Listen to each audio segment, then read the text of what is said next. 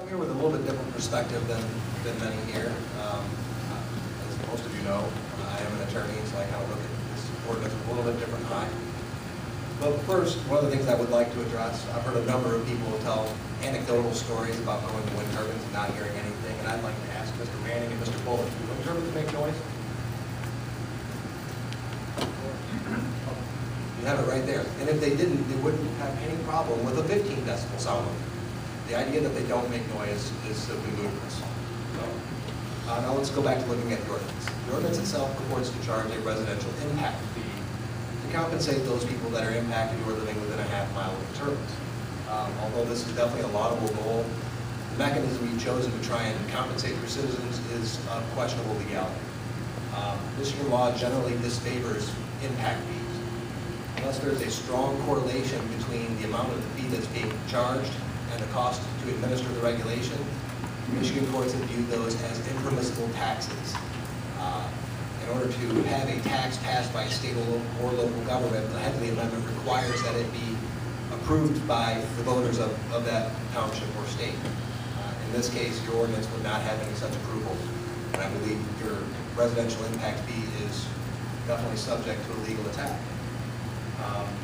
Now, the ordinance also contains what's called a severability clause, which means that in the event that one portion is found to be illegal, all the other portions remain. Now, I'm not saying that the developers here tonight are going to pull something sneaky and agree to pay the impact fee until they get their turbines built and then file a lawsuit saying that the impact fee is not legally permissible, but someone that takes them over might do that, or some diligent young executive who sees that they're wasting $400,000 a year may do that. And when that happens, Michigan case law does not bode well for Palmyra Township, and your attempts to protect your citizens will be nullified. Now, you can provide those protections by making a very simple change to your ordinance. Okay? You seek to get compensation for your residents. This ordinance does that. It requires a half-mile setback, but it provides a waiver to those citizens. And if those citizens, for compensation, choose to waive that right, then they do that. And they get the same thing that you're trying to achieve for your citizens, but in a legal manner. And I strongly encourage you to reconsider that position, to put in a half-mile setback from the property line of a non-participating resident that can be waived by that resident in exchange for compensation. Otherwise, what you're going to end up with is a lot of legal bills and no compensation for your citizens. Thank you.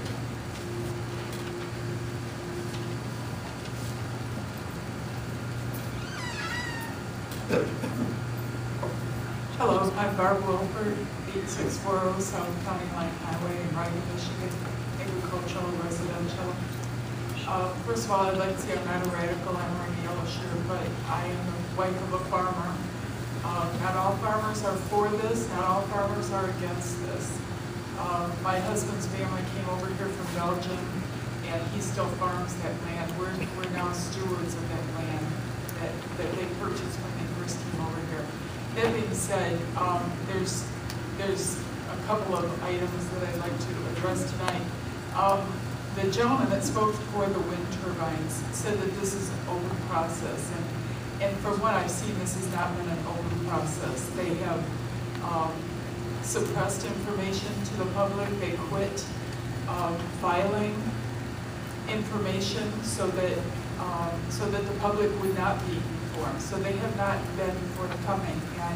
And going through this process, you have to realize that they're a money-making company. They're not here for your health and welfare. They're not here to look out for you. They're here to look out for themselves. They said that it'll create all these jobs. Put it in your ordinance that they have to use local help, that they'll use wind turbines that are manufactured locally, that it's going to create jobs locally, that it is going to profit you and not somebody else in some other state or some other country. Also, a gentleman brought God into the mix, and yes, God does not make mistakes, but he gave most of us good common sense and wisdom to be good stewards of our land. And I would ask that, as many people have said here tonight, I just reiterate that you would err on the side of good health and safety for your residents. Thank you.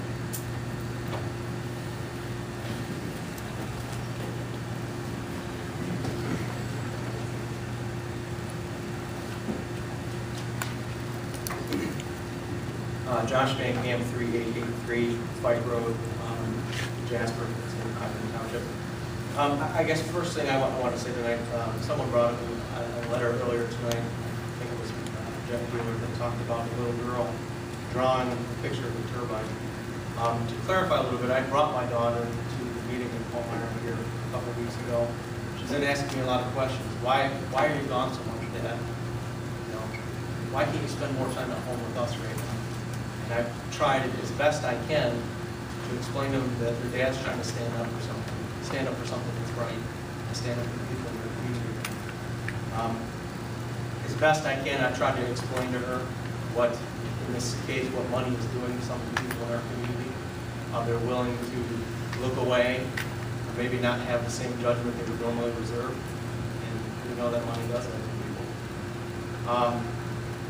And I've taught her that it's important to stand for something, and that's why I'm here.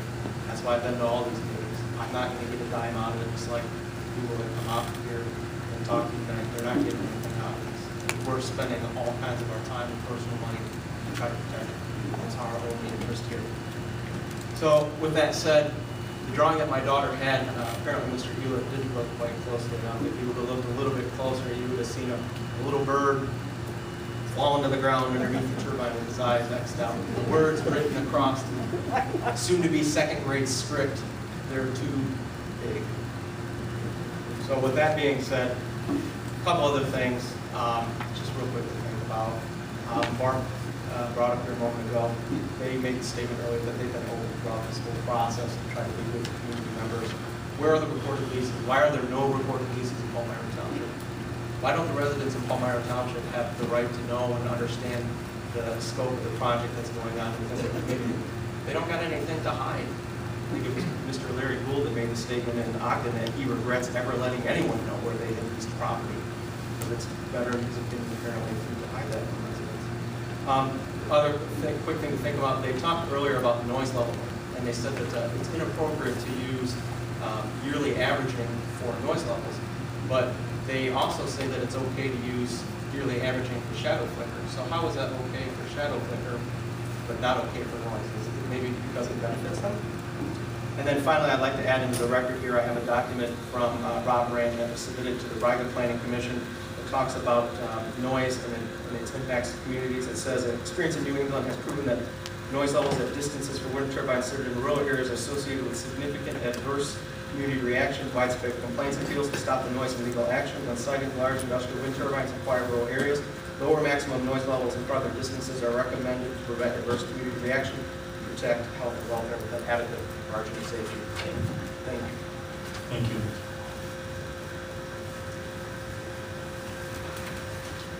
My name is Monica. I live at 8753 Deerfield Road, Palmyra Township. My property is residential zoning.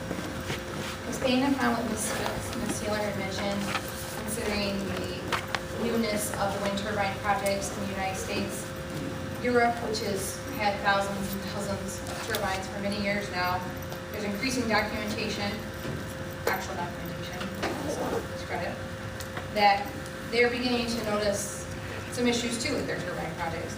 That in all of Germany, they, after many, many years, are still only producing, by their own estimation, 17 to 30% of the entire required energy for their country. And they, after building thousands of turbines, have discovered that their grid cannot handle it, and it'll cost approximately $10 billion to upgrade the grid in Germany. There's also ongoing studies in Europe about the possible effects of low frequency noise and other effects from wind turbines, being that they originally, most of these countries are very pro-wind. They're still pro-wind. They see it as a resource for offsetting the energy problems that all of our world is experiencing. I myself see it as that. However, it is disturbing that they are beginning to notice increasing health effects among their people in their country.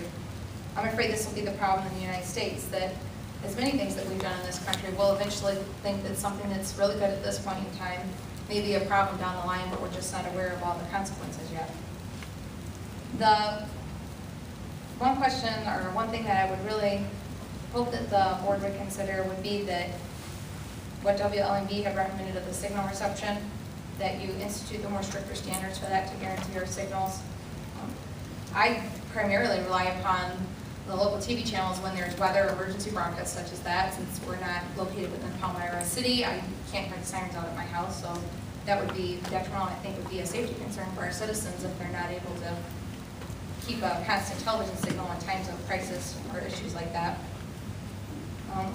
I also wondered about, we mentioned several citizens, including myself last time at the last meeting, I've talked about health concerns that have been documented, but the disorder that I suffer from is not a seizure disorder, so I guess it wouldn't be counted. However, I've discussed it with my eye doctor, and he's concerned that the flickering, etc., would cause excessive ocular migraines and increase the frequency of them. So I'm just wondering, how will people that are not under the seizure disorders, etc., be protected? And what about people that may develop issues in the future? What will be our recourse? Will we be forced out of our homes? Will we have to just put up with it? That concerns me. And also in regards to the property values, that's another thing in Germany where they have more experience than we do. They've documented repeatedly in studies that property values will drop anywhere from 20 to 40% on average. They consider that an offset because they need wind energy. However, they put into many of their agreements there, which they're allowed to legally, the property value guarantee. Thank you. Thank you.